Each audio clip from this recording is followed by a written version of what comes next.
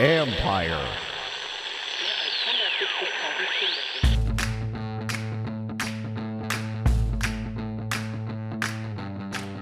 Hello and welcome to my podcast. Today, I'm joined by Washington football team tight end Sammis Reyes as we go in depth on his story, coming from Chile to the U.S. at age 14 without his parents, and where he's at in his development as a tight end heading into training camp. We had this conversation back in June, right before the end of minicamp, but of course, not much has changed since then. He explains why he understands it might take a while for him to be a viable NFL player. It is not the same situation as others who have made the transition from basketball to the NFL.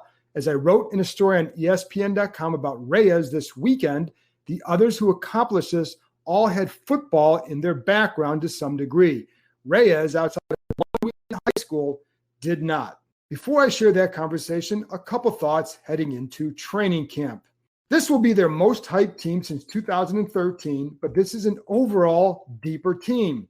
That team also featured an injured quarterback making a return, so it was difficult to really improve or to see where they were really at. I will say, before that season, I thought they could win 11 games, but that was also based on the assumption that Robert Griffin III would get healthy and would be back to where he was the previous year.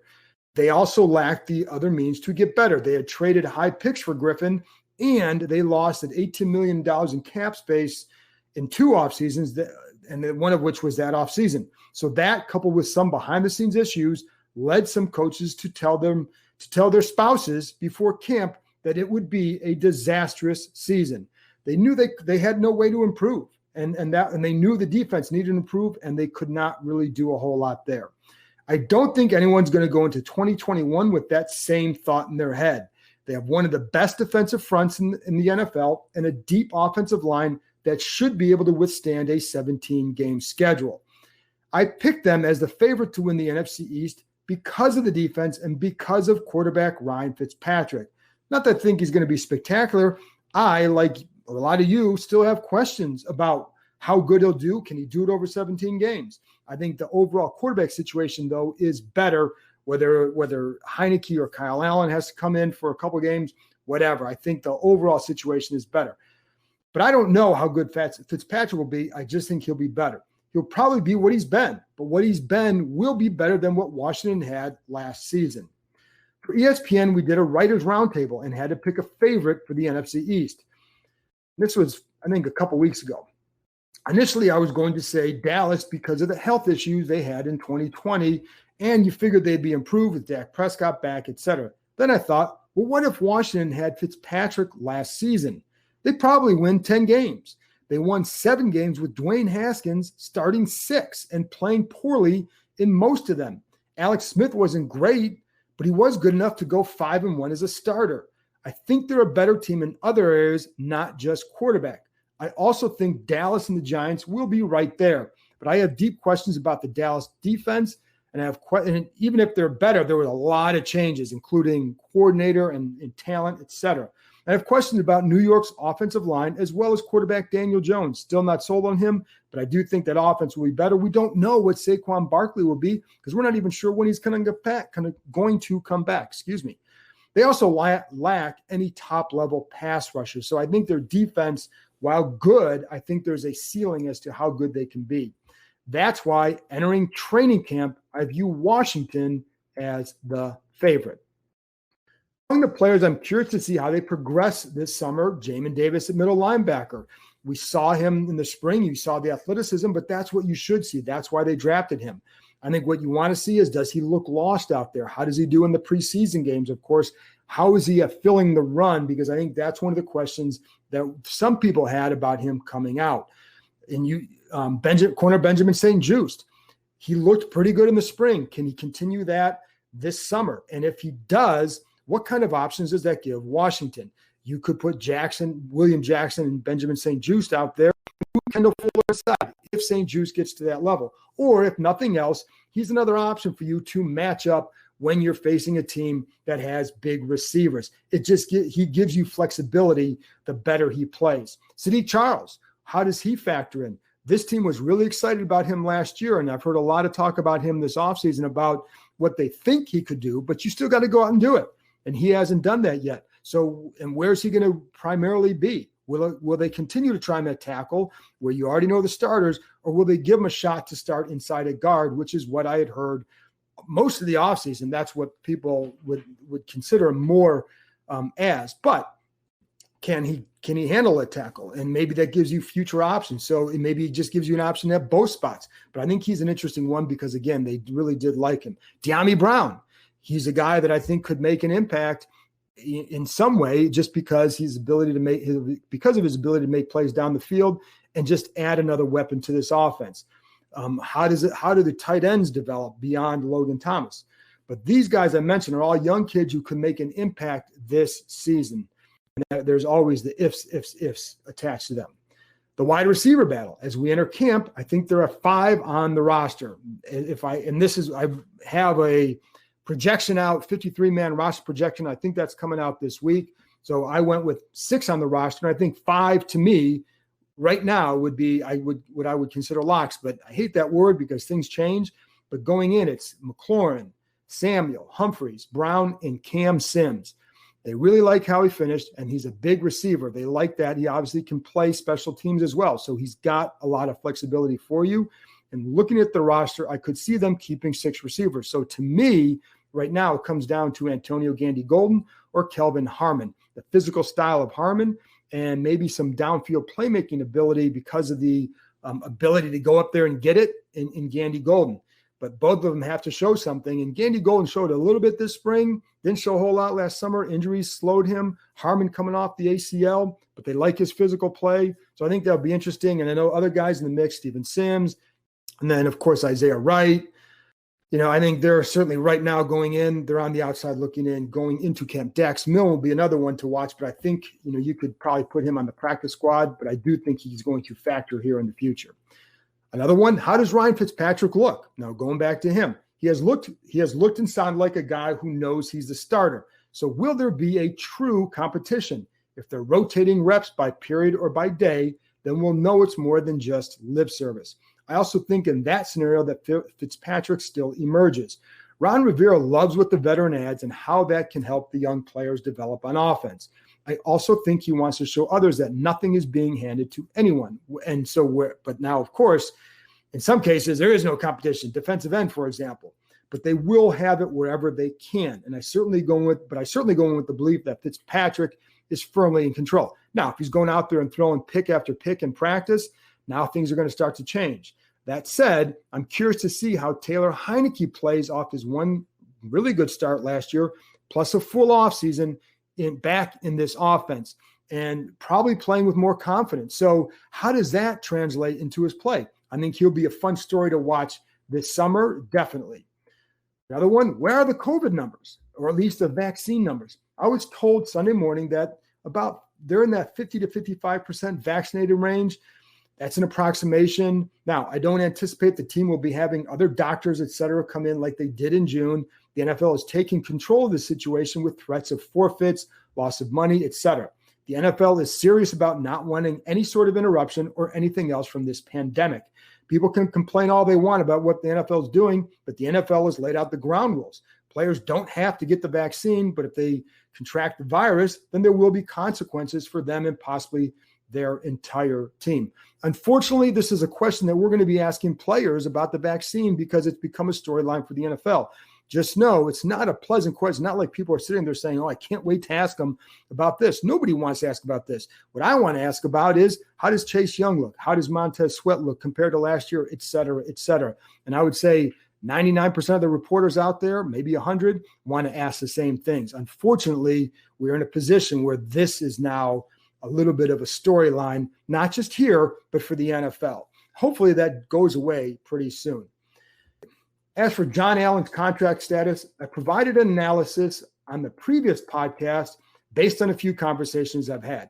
Not a whole lot has changed as of Sunday afternoon since I recorded that one. So what I said on that podcast, which features Charles Leno Jr., is the latest. There's just not much movement as of Sunday afternoon. Again, as I said on the previous podcast, things could change quickly in this situation. So just because there's no movement as of now doesn't mean that on Monday or Tuesday or even during camp that something else wouldn't get done. So just where we're at right now.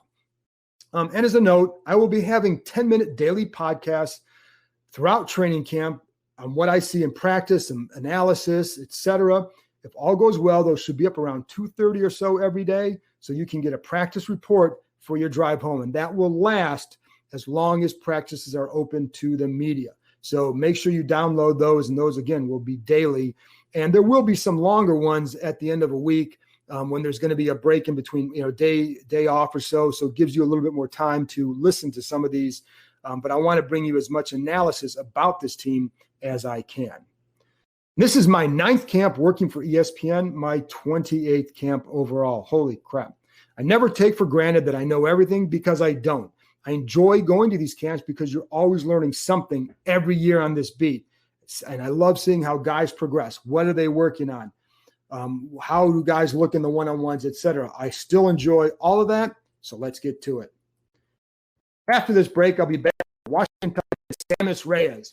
Why wasn't he scared when he was 14 and heading to a foreign country by himself? How did he manage to survive in Florida on his own? Which donuts is he tired of? You'll understand that when you're listening to it. And how long does he think it'll take to become a quality tight end?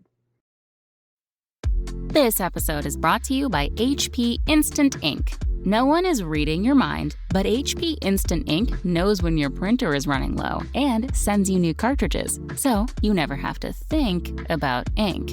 Save up to 50%. You'll pay less than $5 a month for ink and never run out again. Find out if your printer is eligible and enroll today at hpinstantink.com. Conditions apply. For details, visit hp.com/instantink Spotify.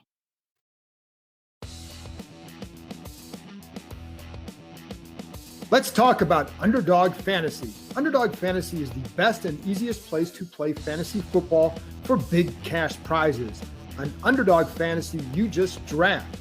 No need to worry about waivers, lineups, or injuries. Underdog handles it all for you. Go to UnderdogFantasy.com or download the app, draft a season-long best ball team, and that's it. No in-season management. They're going to give you $25 when you sign up, so you can take a free shot at a $1 million grand prize in their fantasy football tournament. That's right, you can get a free $25 in bonus cash on Underdog Fantasy if you use the code KEIM, K-E-I-M, when you make your first deposit. I love Underdog because it's just so easy to use. The mobile app is slick, the website is user-friendly, so do what I've been doing. Go to UnderdogFantasy.com, join a league, draft a team, and that's it. You're good for the season. Remember, go to UnderdogFantasy.com, the App Store, or the Google Play Store, sign up with the code KEIM, K-E-I-M, and get a free $25 in bonus cash. Welcome back. Now here's my conversation with Washington football team tight end Sammis Reyes. I do want to start, though, with the current right now. And so what you're going through right now, because everybody wants to know is, when is he going to become this at tight end? So what is the transition like early on right now? Right. It is, I think, as any sport, it doesn't matter how athletic, how strong, how fast you are, there's always the fundamentals, right? Like Kobe Bryant used to always talk about the fundamentals in basketball. And, Kobe sometimes wasn't the most, he was a very gifted athlete, but he was the most fundamental athlete. Same with Michael Jordan, right, in basketball. Mm-hmm. And when you look at football, there are so many fundamentals that I have to learn. And, Coach Pete, our tight end coach, he's helped me tremendously. He's taking me back to day one. This is how you start playing football, right? This is the terminology. And of course, I'm sitting in meetings and certain things go over my head just because I just don't know what they mean. Like if you move to a new country and they speak a different language, you will not be able to communicate very well the first day. Correct. Right. But I'm a fast learner and I'm going to put in the work. So it's been about sitting many hours and studying many hours, a lot of hours, just sitting on a table, trying to figure out defensive fronts, right? Because every play might change a little bit based on the front that you get. So if you initially told me that if you have a defensive end inside of you, you have to go block him, but then all of a sudden he moves outside of you. Now, do I still have that defensive end, or do I have to go, to the linebacker and try and get him? So that's what I'm going through right now. Just understanding my assignment, understanding my role, and understanding the fundamentals of the game, which is something that, it might take a little bit, right? It might. But one thing I know I can do, and one thing I know I have, is the energy, the attitude, and the effort, right? And I'm going to be prepared. I'm going to come to practice prepared. And of course, I'm going to make mistakes, right? That's inevitable. I'm going to make mistakes, a lot of them probably, right? But I'm going to get it down because it's a matter of effort. And I've already seen so much improvements when it comes to just understanding the game. Watching a lot of film with coach, extra hours, the weekends, and, really focusing on those little things that make a big difference, right? Hand placement. Where do I want to put my hands when I strike, right? What is my footwork, right? If it's a gap scheme, what's the first step that I got to take, right? I didn't know those things a week ago. Right. You know what I mean? I didn't know them. So I'm learning, but, I think it's going to take some time, but coach thinks that I'm going to get there, and I know I'm going to get there. So it's just a matter of how fast I can pick it up. As a receiving tight end, because what you're talking about a lot too is blocking. Yeah. As a receiving tight end too, because, you can run a route and all that. How much are you still in your head a little bit cluttered with, do I cut here or do I get to here and then cut? Like what has that process been like for you so far? Right. It's still been, I think route running is a little bit more clear, right? Run to 12 yards, break down, get out at 14, and then get friendly with the quarterback. Okay, we have a dig. Cool. I understand that. That's a 6 route, but then, they bring out different concepts. And depending on whether the middle of the middle of the field is closed or open, you might have to bend it. If you have a man on you and, somebody's got, man to man, you might have to bend it even more. So those things I think are easier when it comes to route running. But there's still, fundamentals and different things coming out of breaks, getting your pad level down and trying to get out with as little steps as you can, giving a little something at the top of the route to create separation. So those things are things that I'm understanding. But of course, if someone is guarding me that I just, or there's a different front that I haven't seen, I have to still get a feel for the game, right? There's some things that and there's some things that you feel, right? If you give me a piece of paper and you show me it's the middle of the field, open or close, it's open, right? But once you get in there, you have to feel, right? So that feel is what I'm getting. And I think that's going to come very quickly because I'm really understanding that. And that's, and I tell people too, like, this stuff doesn't happen overnight. It does take time. It could take, this is a few-year process to get to where you need to go. Of course. But I do want to go back to the origins of your story. And when you're 14 years old, getting on a plane, you don't know the language, you're going somewhere foreign. What is that like? Yeah, it's very difficult, right? I think it was because I had that experience at such a young age. This doesn't feel like it's a threat to me. Like learning football, it's hard, right? Especially if you never played a game ever. And then the first game that you play is against NFL players, right? And as you guys know, our defense is great, right? So, that's the first time you play. Of course, it's going to be hard. But like I said, coming into this country at such a young age, not being able to speak the language, not being able to understand the culture. People are very different here than what they are from where I'm from, right? Culturally. And being able to navigate that at such a young age, I think it prepared me for what this is, right? This is not as hard as that. That was way harder, right? At least now I understand what people are saying when they talk to me. You know what I mean? Even like there are certain terms that I still don't know. At least I understand the language.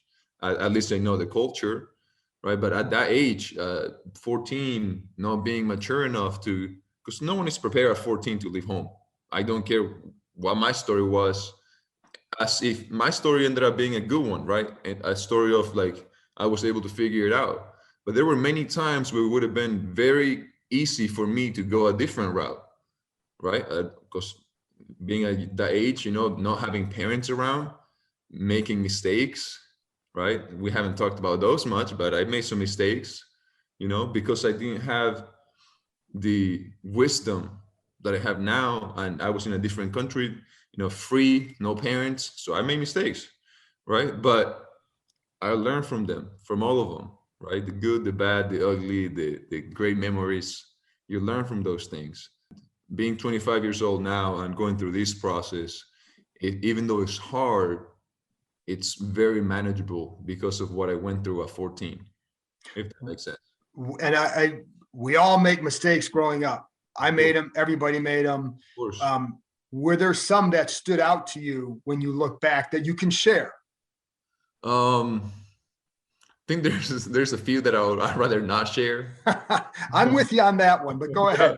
Yeah, I'm and I trust you. So there's a few that I'd rather not share. The ones that I do, probably the biggest mistake, and this one might be like an obvious one, but the biggest mistake was probably not listen to people that had the experience to look into the future for what they saw was possible for me. I thought I knew better. I thought I had the talent to make the NBA, right? Whereas when I lived with Steve Rifkin, all he talked to me about was playing football, right? And I've heard. I didn't listen. I didn't listen, right? And I'm honest, and I told every time I see him, he thinks I'm a dumbass for not listening to him before. Like he said, you'll be playing by now, right? You would have been in the league for a few years by now. But I think sometimes older people and the people the closest to us can see the talents that sometimes we can't even see in ourselves because we've never been exposed to those things. Right. I was in love with basketball. I was in love with being a basketball player. I wanted to make the NBA. That was my only dream. And probably I would have been upset if I didn't try all the way, Sure. The basketball dream all the way through. I would have been like, damn, what about my basketball career? Where could that have taken me? Now I realized that it wasn't going to go anywhere, right? I could have been a basketball player, overseas or in Chile or continue playing for the national team. But my dream was the NBA. My dream wasn't to be a professional basketball player overseas. I wanted to make the NBA. So I think not listening to the advice that I received at a young age when it came to sports was probably a big mistake that I made. I would have been very happy now, 3-4 years into the league, knowing the game of football a little bit better. But you also have to be ready to make that move too. Just because others are doesn't mean you are. But were there some other mistakes that, without even saying what they were, where you look back and say, I made, at this time, I made this decision because maybe if I don't, I go this way, but because I made this decision, I went this way. In like a good or a bad way? You clearly ended up in a good way. So whatever decisions you made have put you on a good path. Yeah. But were there sometimes where you have that choice where, because again, you're by yourself, that you say, boy, I know looking back, if I had made this decision, I'm going a different direction. Yeah, I think, and this one is tough because I think, as a 18-year-old, right, I thought I knew a lot more than I did at the time.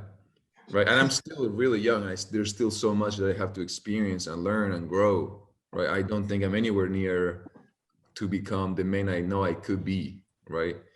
But at 18, I thought I was great. Or 17, I thought I was the greatest thing in the world. I was a very good basketball player. I led the team in points, rebounds, assists, blocks, dunks. Right? I'm a very highly known player in the state of Florida. I was the #1 recruit coming out of Chile. Right. I was at the time I had probably, my junior year in high school and senior year, I had over 20, 25 Division I offers for basketball. So I thought I was great, right? Not knowing what the future was gonna, I think I always say, and I don't know if anybody else has said this before, but if you're not humble, life will humble you. Yeah.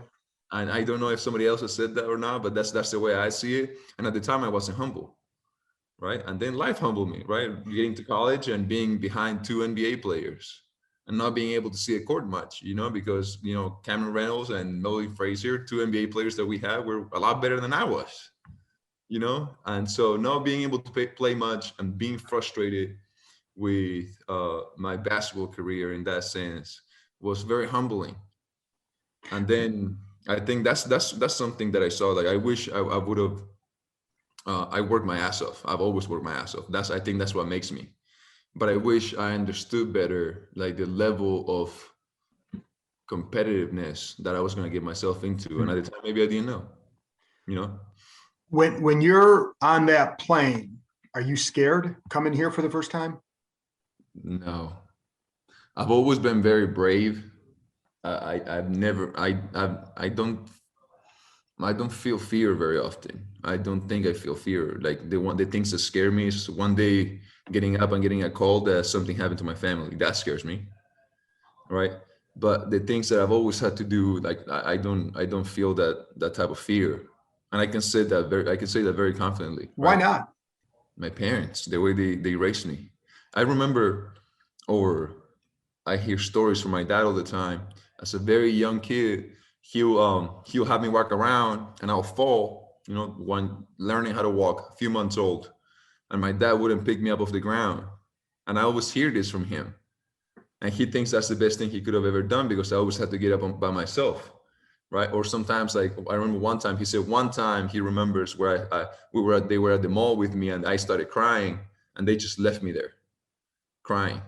And of course, after 30 seconds, you start looking at your parents, they're not there, and then he thinks that the way they raised me ingrained something in my brain that just, like, limit the fear. So I had no fear, but I was eager to get here. I was, where I'm from is it's not a very good place, right? There's not that many opportunities. There's a lot of drugs. There's a lot of violence. There's a lot of things that I don't want to be around. And if I would have stayed in Chile, maybe I would have been around those things a lot more. I came here and I play sports. Very different life. So yeah. I know I had no fear. I just sat there. I talked to myself. I cried. I remember I was sad, right? Because I didn't know the next time I was going to see my mom, my dad, my friends. But I was ready. When did you feel comfortable speaking English? How long did that process take? It was about 6 months. 6 months, and how did you learn it? Crazy. I think what really helped me was writing every word, or at least trying to write every word that I heard, even if it was misspelled, right? Even if I didn't spell the word correctly, and then going back to the dictionary and actually going through and see if I can find the exact word, and then translating and writing it down. Because I didn't have like a personal tutor or a teacher or someone that taught me. Like, I remember the first time I had a class, they put me in the middle of, a math class. And the next day that I got to the States, I was in a math class with regular high school students my freshman year. And I was sitting around there like, what the hell is going on? Like, the only thing I know is the numbers that I see on the board. You know what I mean? But I think when you're that age, you pick things up a lot quicker than when you get older, just because I was forced to. It was survival for me. I had to. And in the beginning, I remember, now that I look back, I probably messed up so many words, but I didn't care because I had the confidence to talk. Sometimes whenever we try other languages, I feel like people get self-conscious about speaking, and then they end up not learning, right? I think the only way, same with football, right? The only way for me to learn is to be out there. And if I make mistakes, I make mistakes, right? I'm not going to be perfect. It's impossible. When you learn a new language, you're not going to be perfect. So you have to be brave enough to put yourself in the situations that are going to force you to learn very quickly. Because Coach P always says, you make a mistake once, okay, that's a mistake. You make a mistake twice, that's a sin, right? That's what he tells me all the time. So that's ingrained in my brain right now, trying to not make the same mistakes that I made the first time. And then you went to the school. How long were you, when that school closed within a few months or whatever, how long were you on your own with your roommate before you moved to somewhere else? Yeah, so it was when I was it was Westlake Prep. They closed, I don't know, 3-4 months into the time I got there. And then, as I said, it was a prep school, so everyone else left because everyone was 18, 19 years old. They were most, a lot of them were Americans. Other kids were from different countries. My friend Sebastian, who was also from Chile, who I got to live with for like 3-4 months in the beginning, he also left to a junior college. And I stayed in, we had an apartment complex, right? And we had an apartment in the apartment complex. And I stayed there by myself for, I'll say, 4 or 5 months, waiting for, or 4 months, waiting for the summer so I could play AAU basketball. So that's the time where I had to just sit down and wait. And then that's when I found Each One Teach One, which is Right. actually a very well-known basketball team that I play for in the Nike circuit, right? So when you're surviving in that time, how are you getting help? Who's giving you help? Right. So I'll say once a week, the coach from the school, and I don't want to speak bad about them because they got me into the States. They gave me the visa that allowed me to come to the United States, and without them, I wouldn't be here today. So I will never say anything bad about them. But they swung by once a week, right? To sometimes with food, sometimes just to say what's up. And then the rest of that time I had to just figure it out. And then that's when, during that time, I started training. Somehow I got connected. I can't remember quite how I got connected with Coach Gray Rosenbelt, who is a guy who, every weekend I'll spend the whole weekend with him because we were starting to play basketball. So, and not games or anything, just training. So he, after every session, he'll stop at McDonald's, and I had $5 from the dollar menu, right? And that was heaven for me. That was perfect for me. That was like, wow, like I got $5 from the dollar menu. Like that's amazing. Like this is the greatest thing in the world. And then he'll help me with groceries and stuff, and then I'll get home, and that's what I had. And and sometimes I ran out of groceries, right? And I'm like, okay, what do I do now? And then I had to find a way. My dad was still sending me whatever it was at the time, $50 a month, I think. So okay, I got $50. What do I do with $50? And I don't know if I've said this to you, but I always bought my protein shake, my proteins from, I think it was like some store, can't remember. But I had my protein shakes, and then it was trying to figure out what the next meal was. Sometimes, other times, I got lucky enough where I met a friend or something that they invited me over to eat. But there was a lot of times where it's like, okay, no breakfast, let's go, come on, we gotta go train. And I'll go and train, and then I'll come back and, okay, now we can do lunch. We got $3. What's for lunch? Right. So that's how I figured it out, and that's how I went about it. It was kind of like a day by day kind of thing, week by week by week, at least during those 4 or 5 months. Then once we started playing AAU over the summer, things got a little bit better because Coach Gray was helping me out a lot more. And what about the donuts? Donuts, man. I think those are famous right now. Yeah. Yeah, it was at the end of the night. I think it was about 8 p.m. or something. I'll go to the store, and the guy that for $1 he'll give me 12 donuts or whatever I wanted, really, because otherwise they'll throw them out because they couldn't sell them the next day. And once I figured that out, I'm like, okay, I'm eating donuts whenever I can, right? I'm gonna go get some donuts, because between having a whole bunch of donuts or a can of beans, sometimes you gotta go with the donuts. So I'll go and I'll get my donuts, and I'll have food for the next 2-3 days. Yeah. Can you still eat donuts? No, I can't eat donuts anymore. I can't even see them. Can't eat donuts. I eat very healthy now. I try to eat a very well balanced diet. So donuts are out of the picture right now. Did your parents know the struggles that you were going through? Not at that time. Not at that time. I don't think I didn't want to put that on them, right? That would have made them sad. So I think they fully understand this now. But at the time, I told them everything was great. I'm like, no, I'm doing great. No worries. Like, I'm going to school. Sometimes I wouldn't go to school, right? I'm, doing my thing. After school, I'll take the bus home. Sometimes in the middle of the day, I would just leave school to go home, and so I could train. And no, they didn't know. They had no idea what it was. And I felt like I wanted to tell them, but I knew if I did that, I could lose my chance of being here. So I didn't take that risk, especially with my mom, being the way she is. She would have told my dad to come get me, get back on a plane, let's go home, right? And that would have been it for me. I could have had I feel like, and I truly feel this, if I opened my mouth and I told them what I was going through, probably none of this would have happened. None of this would have happened. They would not have taken a second chance me coming to the States. Like, I wouldn't be here. So I just know that's the way that it had to be. I had to stay quiet. I had to suffer so you can shine later. Did you have to hide it from friends here, what you were going through in terms of Um, like just emotions and all that? oh yeah, for sure, for sure. Okay. First of all, I couldn't. I mean, I spoke English, but I couldn't explain myself very well. Like I had a thick accent, and I don't think 14-year-old kids at that time maybe understood what I was going through, right? Because and a lot of my teammates came from very humbling backgrounds as well, right? But at least they had, I don't know, a mom that was at the house that could take care of them, or a house or a place that was theirs or something. I feel like my situation was a lot different because my parents weren't here.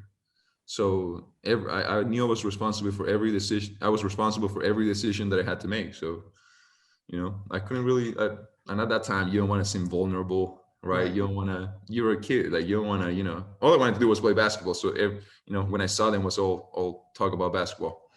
And then there was the one time too, and I just a couple more, but there was one time when I guess the plane story where you get off the plane and I guess there was a mix up with the coach or your plane was late, whatever, and you couldn't contact him because you didn't have a phone. All right. What do you remember about that story? Because Yeah. everybody brings that up. Yeah, no, that was crazy. I think, every time I think about this was probably one of the times where I was like, wow, like, because I was at this time I was at St. Andrews High School. I wasn't living with Steve and Alex at the time. I was staying at the school, and I came, and I think I was held up by immigration because sometimes they do that, and sometimes immigration holds you up and you're waiting for 12 hours before you can get into the country. That happened to me multiple times, right? You get an immigration guy that doesn't trust your papers, and you're that age, and they put you in a room, no food, no nothing, for 12 hours, and you just got to sit there and wait until they let you through. And that happened to me multiple times. That happened, and that was real, and that was really hard because I would just sit there and wait for 12 hours for me to be allowed in the country, knowing that I was entering the country legally, that I had my passport, knowing that I had my I-20 for the school, and knowing, but they didn't see like a residence where I was living, so they were like, okay, where's this guy living during this time? And I'm like, I'm staying at the school. It's a boarding school, and sometimes they'll get those things confused, so they wouldn't let me in. And that time they didn't let me in for like 12 hours. So the guy who was a person that worked for the school was supposed to pick me up and a few other kids at that time, and of course I never passed security, so he left, and I didn't have a phone. So how was it, and of course I'm sure he cared that, where is this kid, why is this guy not here? I'm sure it wasn't like but he probably waited, I don't know. But then 12 hours go by and I wouldn't expect him to wait. So they finally let me through, and I get out and it's late, and I'm in South Miami, right? I'm at the Miami airport, and I get a ride to I think it's called the Tri-Rail or something like that, that takes you from South Miami to Boca Raton, Florida.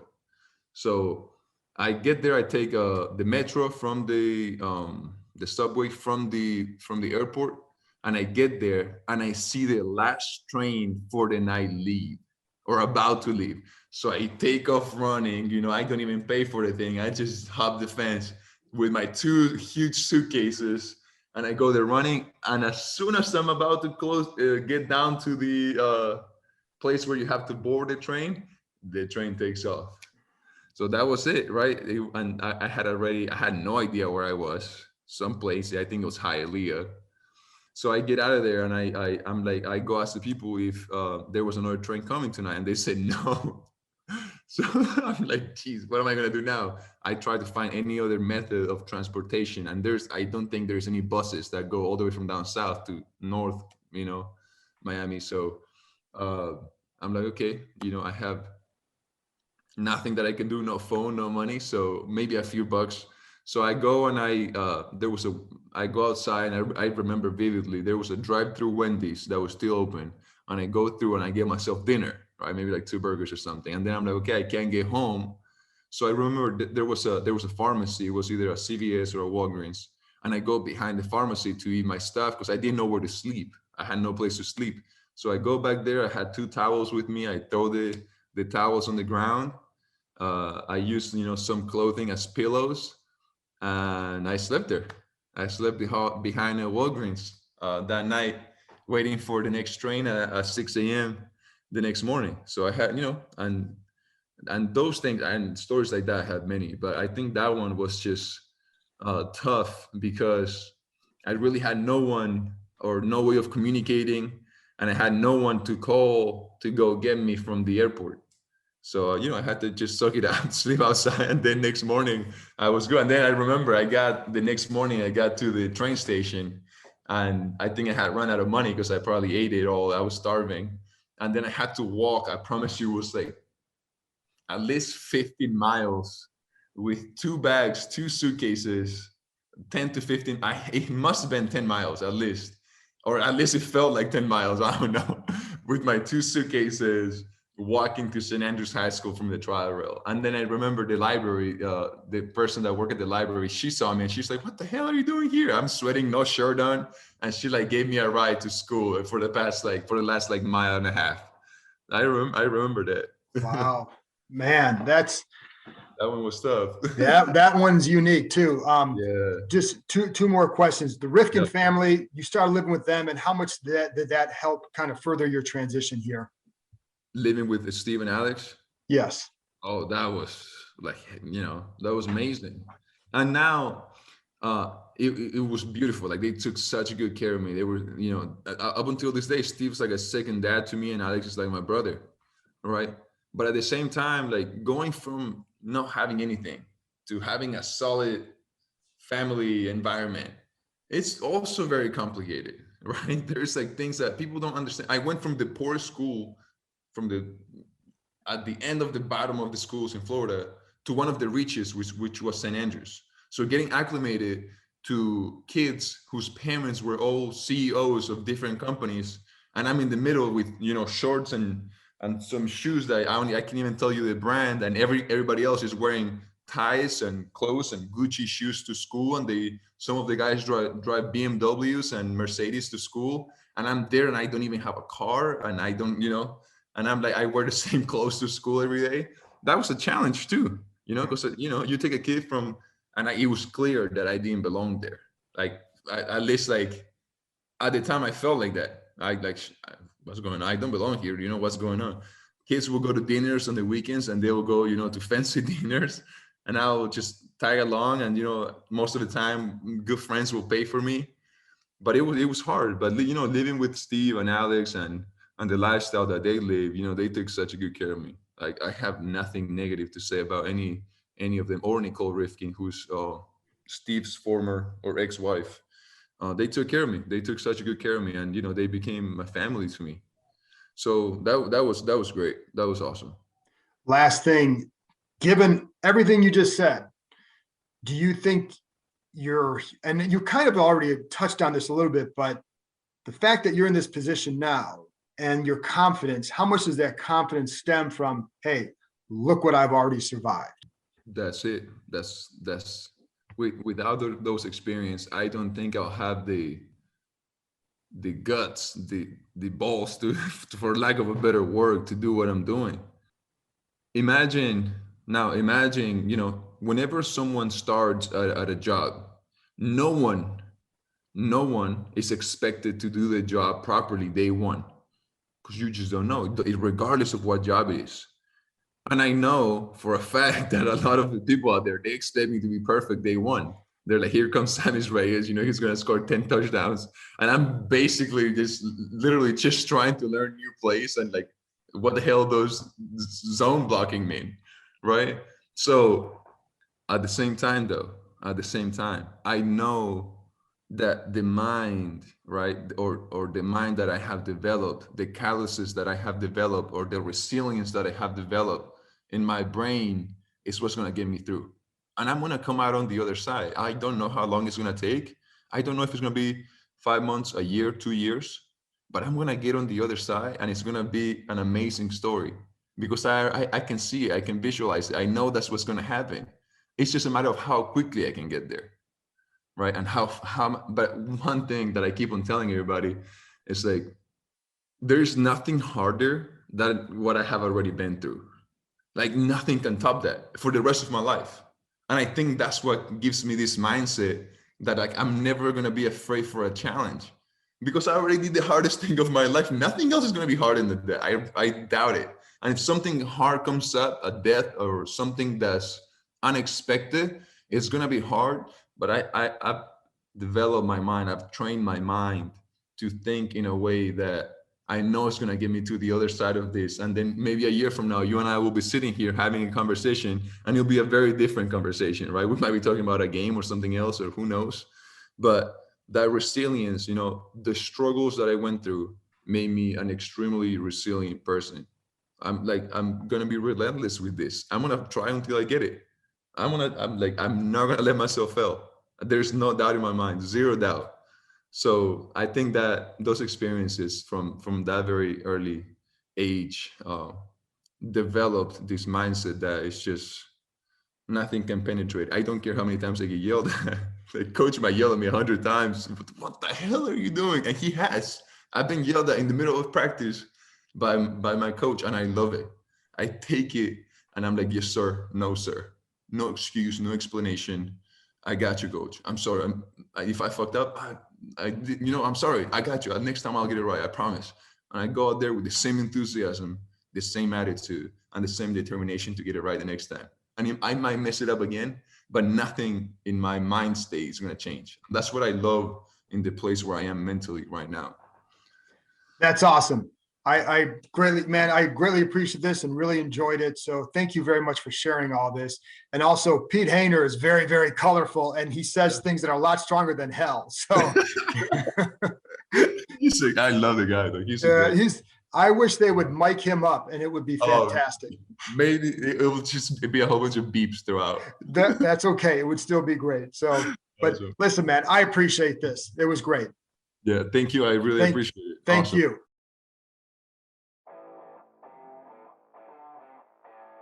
Hey, this is Joel Corey from Inside the Cap. I know you're enjoying the John KEIM report, which gives you insider access to the Washington football team, everything you want to know, which is going on with the Washington football team.